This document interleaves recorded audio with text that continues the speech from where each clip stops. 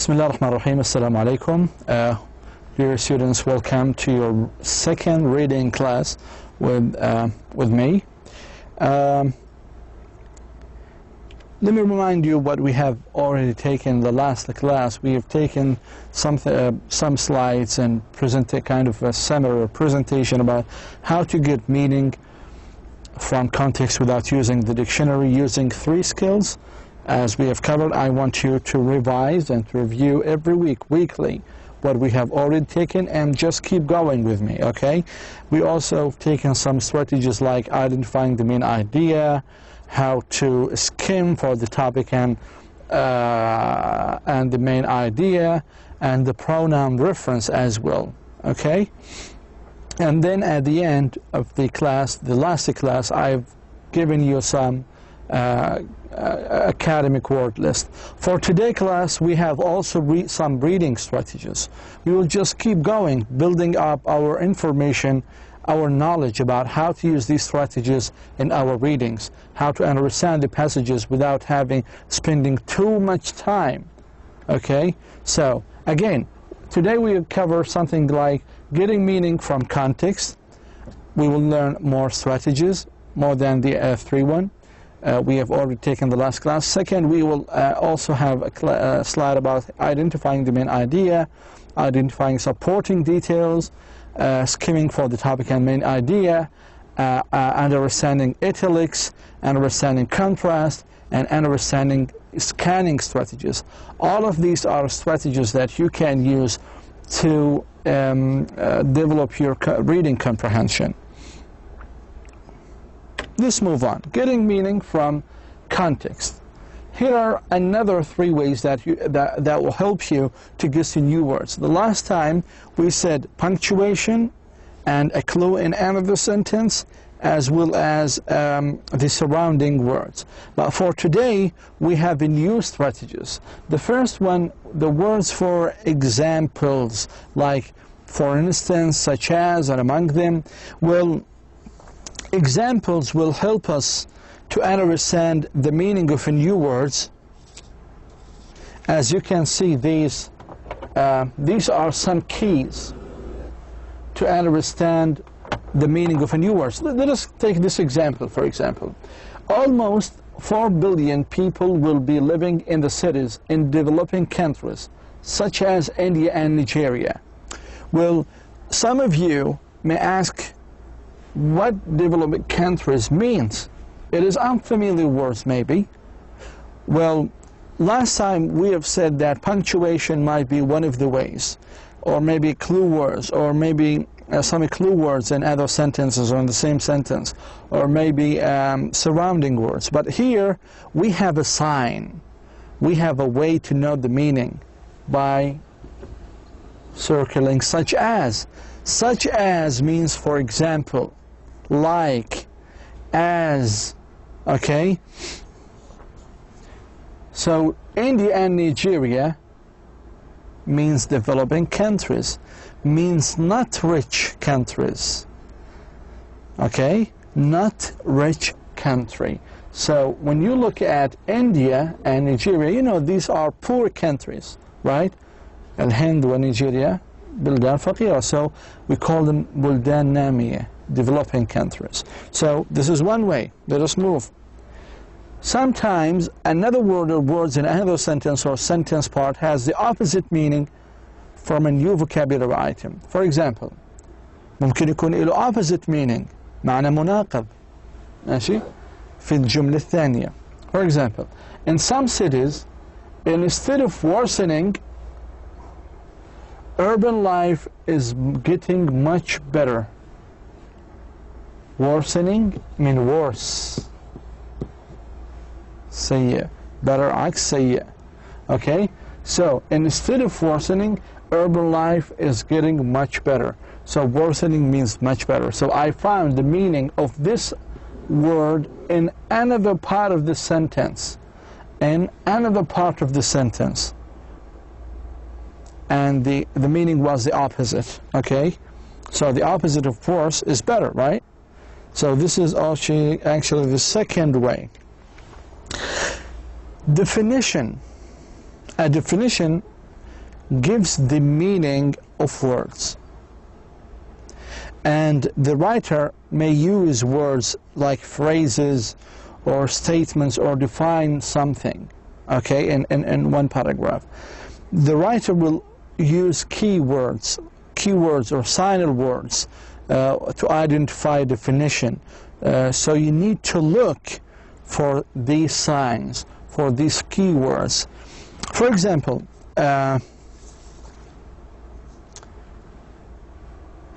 these keywords like, for example, is,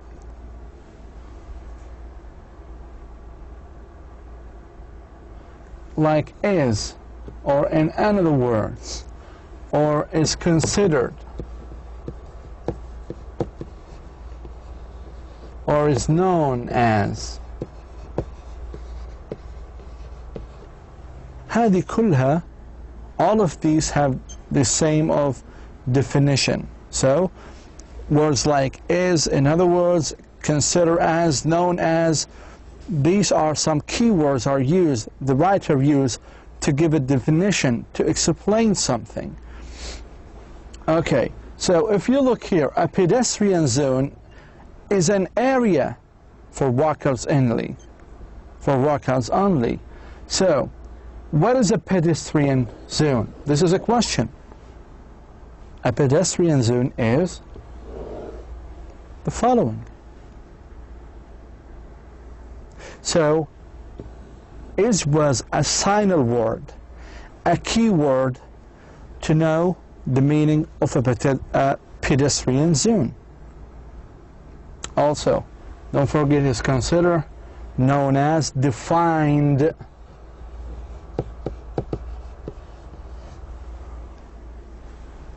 All of these are keywords, okay? So you need to memorize them. So let's do this together now. People spend hours in a gridlock, dash, that is traffic so horrible that it simply doesn't move, dash, when they actually, here's some misspelling, so when they commute. So the question is, what is a gridlock? I guess it's an unfamiliar word. You've never heard of it, maybe, or you've never used it. So what is the meaning of this unfamiliar word? I've told you many ways to guess the meaning of these unfamiliar words. That is to say, that is also one of the keys to know that a writer used it to define something. So that is one of the keys. It's just like is. Okay? Traffic so horrible. Another example, under his leadership, city planner established priorities. In other words, a list of what was most important. What is the meaning of the colored word? Priorities. What does it mean? Is it unfamiliar word? If yes, how can I guess the meaning of this unfamiliar word without using the dictionary? I have told you the keys and punctuations. Here we have one punctuation. This is one way. Or in other words is also one of the keys. So you need to memorize all of these keys to comprehend what you are reading. So priorities means a list of what was most important. How come I know? By looking at these keys, keywords. Again, we have discussed in last class about how to identify the main idea, right? And I told you that this is kind of the questions that you may face in any of English exams. And we've also discussed how to find the answers for these questions. That's to read, that can be found generally or determined generally by looking at the first sentence of each paragraph. That is, if the passage consists of more than 3 paragraphs. And here's the way how to answer it.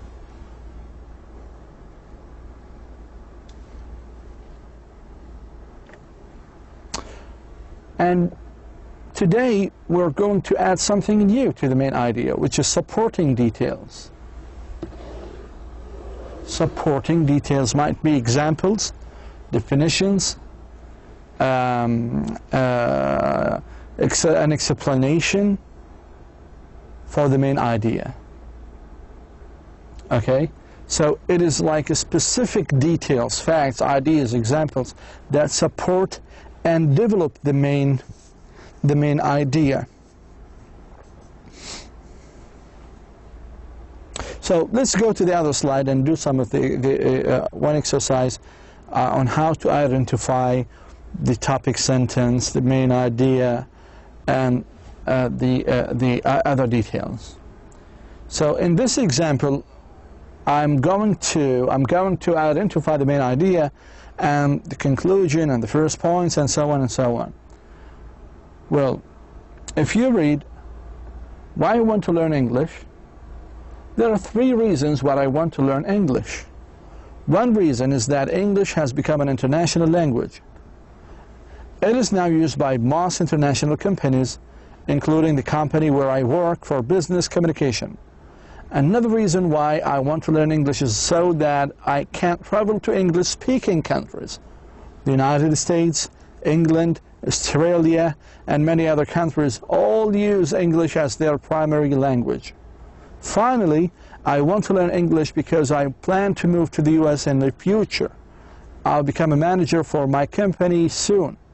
For all these reasons, I am very excited about learning English. So I've read it generally, hopefully you follow. So the question is, identify the topic of the sentence. As I told you last time in the last class, you can identify the topic of the sentence by looking at the beginning of a paragraph, at the first line of a passage, of a paragraph. Well, why I want to learn English? This is the topic. This is the umbrella of the whole ideas. The topic means it is what the paragraph is about. Identify the conclusion, and you know that the conclusion might be located at the end of the paragraph, at the end. If we look, for all these reasons, I am very excited about learning English. So this is the conclusion. Okay, so this one is number 1. Here is number 8. Identify the first main point. The first main point was, there are 3 reasons why I want to learn English.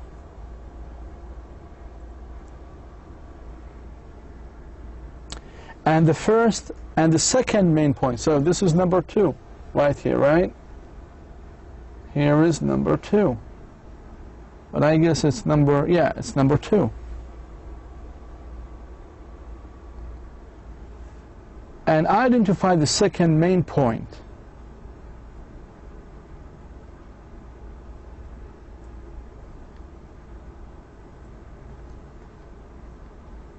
Then identify the third main point. I want you now to do it by yourself. And then he asks you about to identify the support detail for the first main point. The first main point was that one reason is that English has become an international language, right? So this is the one supporting detail for the first main point.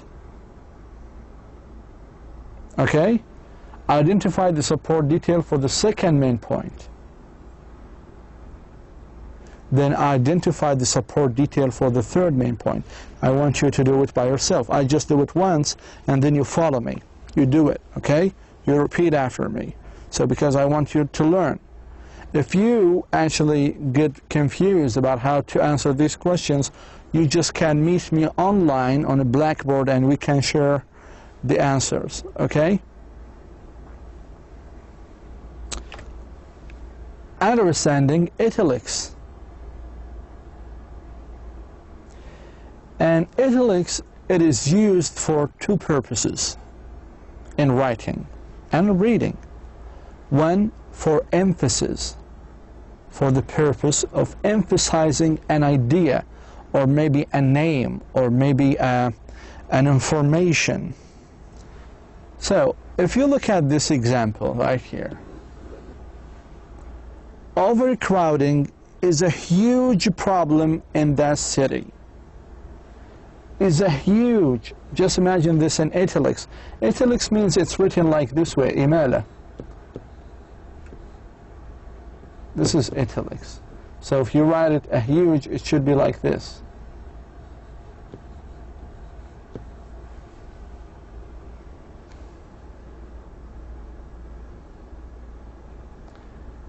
Two, a foreign word in an English sentence. كلمات الغرائب في الإنجليزية. For example, in open areas in Seoul, canary blooms everywhere in the spring. This is a foreign word.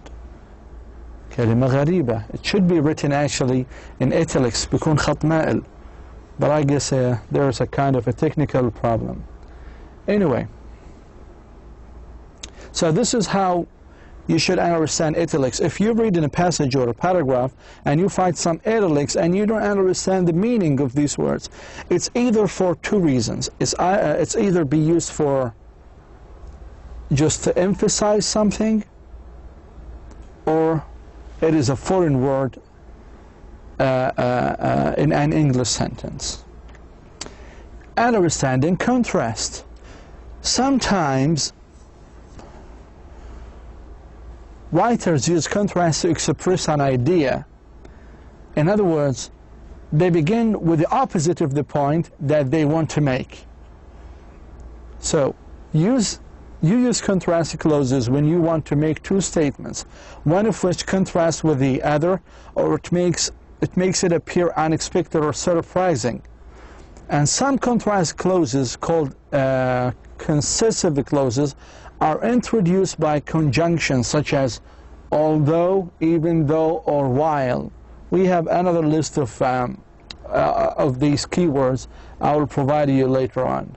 So this is how the writers use contrast to express an idea, by mentioning the opposite of the point and then his point of view. For example, look at this example. Although Miss Sims had lived in Hong Kong all her life, she knew very little Cantonese. Although على الرغم أو بالرغم من أنها عاشت في هونغ كونغ إلا أنها تعرف القليل عن الكانتونيز. هذه بتكون فيها أيضا إمال لأنها كلمة ليست إنجليزية. هذا هو الكونتراست. This is how we use contrast in English. Okay? By mentioning first the opposite and then the other part. Do not use but in sentences beginning with although, even though, or while. Here is a mistake. For example, this is a mistake. Although Calvin worked hard, but he failed the examination. ما بصير نستخدم but here. It's incorrect sentence. You should say, although Calvin worked hard, he failed the examination. In this case, the sentence is correct. Otherwise, it's not. So do not use but with although, even though, or while. This is kind of, you know, a written advice. But I want you to practice it, okay? In the exam, I may ask you if there is a mistake in one of these sentences, and I write just exactly the same one, like this one, something like this one, and I mentioned although and but in the same sentence. You should you should notify me that this sentence is incorrect. So just pay some attention to it. You will sometimes see the word obey used in formal English. Obey can come before an adjective, an adverb, or adverbial phrase. For example, Jane participated in the charity walk. Obey, rather reluctantly. Okay? Although, obey.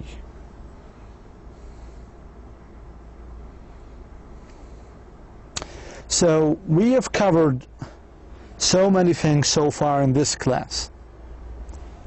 We have started with how to get meanings from a context without using the dictionary, how to know the meaning of unfamiliar words through examples, definitions, and so on and so forth. And I have provided you with some keys. And then we have covered how to identify the main idea, and then we have had an example about how to find out the topic sentence, the topic, and I actually wanted you to do it at home now. Just do it. And we have just covered how to understand italics, and we said that italics is used for two purposes. First of all, is the first use is for emphasizing, to emphasize, for emphasis, and the other one is that this word is actually belong to another language, to foreign language, rather than English. And finally, we have covered the use of the understanding of contrast. Okay, contrast, understanding all of these strategies will help you to comprehend all the passages, all the reading selections that you may encounter in the future. Okay, so just do all the exercises and all the homeworks to improve your skills. For now, we will start now with another strategy called scanning. Scanning is something different from skimming. When you scan, you just read it quickly, looking for specific محدد date or information. بينما skimming, you may read the first line of each paragraph. So if you have a passage consists of 3 paragraphs, you need to read the first line of each paragraph to identify the main topic, sentence, and the main topic. Topic sentence means the main idea. Okay, so scanning is often confused with skimming, as I said, but it is in fact a distinct reading strategy involving rapid but focused reading of text in order to locate specific information. For example, looking for particular details such as dates, tawarikh, names, اسماء, or certain types of words, مثل italic words. So it's a processing print at a high speed while looking for answers to specific questions. When you scan, you must begin with a specific question which has a specific answer. Scanning for information in this way should be both fast and accurate. Fast and accurate. لأنه there is no need to read every word. ما في داعي. In the following examples, I guess, we will be looking for answers using the strategies, the scanning strategy. Let's move on. Let's do it now again. Okay. Now, there is no need to read the whole example. Just look for the question.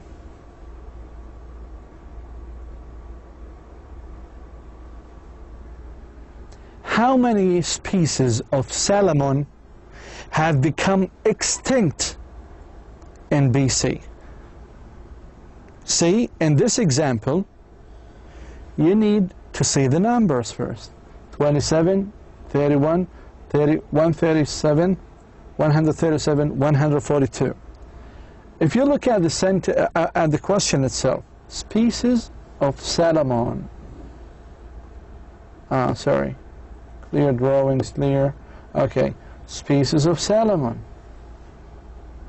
Okay, I ask you now to go back to the paragraph, to the passage itself, and find something related to it, something similar.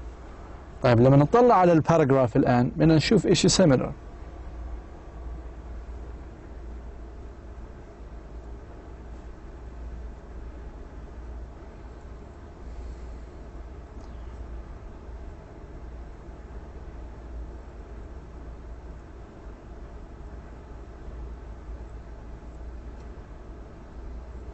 Okay, here we go. Species of salmon, species of salmon. Is there any number? Yes, it's right here. So the answer is D. So, as you just said, I didn't read every single word. I was just looking for the word salmon, species of salmon. And this equation is asking about a number. It's asking about numbers. So I need to look for numbers then. There's no need to look for names or day or whatever. I need to look for numbers. So we have so many numbers, like 137 right here. And we have 31 right here. And we also have the 27. I guess, no, we don't have it.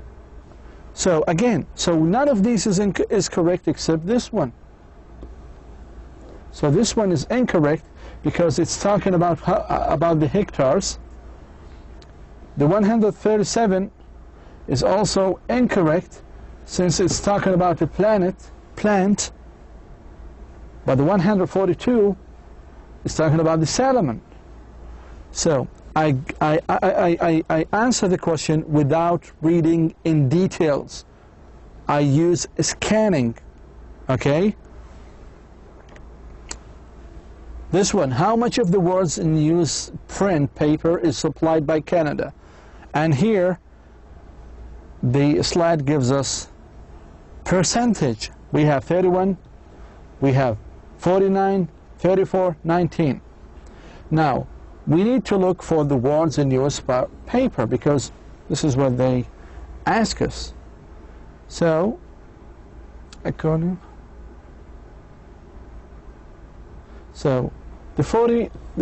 Canada supplies 34% of the word wood.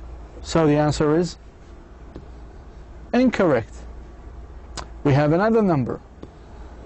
And Canada supplies 49% of its newsprint paper. And the question here is asking us about the words in newsprint paper and how much Canada supply it. So the answer is 49. لاحظوا الآن كل إجابة باخذها برجع للقطعة بشوف الأرقام. Then if the answer is incorrect, I eliminate it because it's not what I want.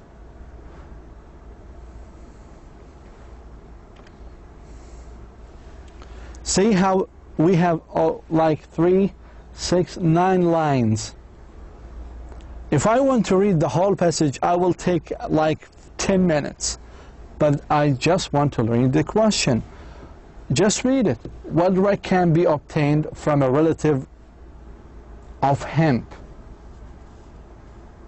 What kind of drugs? So I need to look for drugs now. The word of drugs, because the whole thing is talking about hemp. So just look for drugs now. Okay, we have here. So a movement to be banned the drug marijuana. Cocaine is not mentioned. Heroin is not mentioned. Amphetamine is not mentioned. Marijuana is mentioned. So the answer is marijuana. كيف عرفت? Because I was looking for a drug in the whole passage. And then I found it here and it's talking about the marijuana. Drug marijuana. أنا ما قرأت ولا شيء من القطعة. I was just looking for keywords. هذه 9 أسطر ممكن أجد الإجابة خلال ثواني. So there is no need to read the whole passage. This is what we call scanning. I want you, today class is short since there is a lot of exercises and homework. I want you to do it. Okay? So for today, I want you to do the whole, the following exercises. Do chapter 2, exercise 4, page 26. Chapter 2, exercise 6, page 29. Chapter 2, exercise 2, page 34, 35, 36. Chapter 2, exercise 4, page 37. Again, in this class, we have covered the following. We have covered how to get meaning from the context without using the dictionary, how to name the meaning of an unfamiliar word by using, just by looking at definition, punctuation, surrounding words, examples, all of these. And then we have covered something, the strategies of identifying the main idea, the supporting details, and the topic sentence. And we have had actually one example. I want you to do it at home. Then we have talked about understanding italics, the use of italics. We have 2 uses for it: the purpose, the purpose of emphasizing, and the purpose for, it indicates that a word is a foreign word from one language. And understanding also the contrast strategy. And we have finally used the strategy of scanning, which is very important. It is used for dates, for names, to look for specific information. Okay, so for today, I want you to do the following, these exercises. Thank you so much for listening. I will see you next time. Wassalamu alaikum.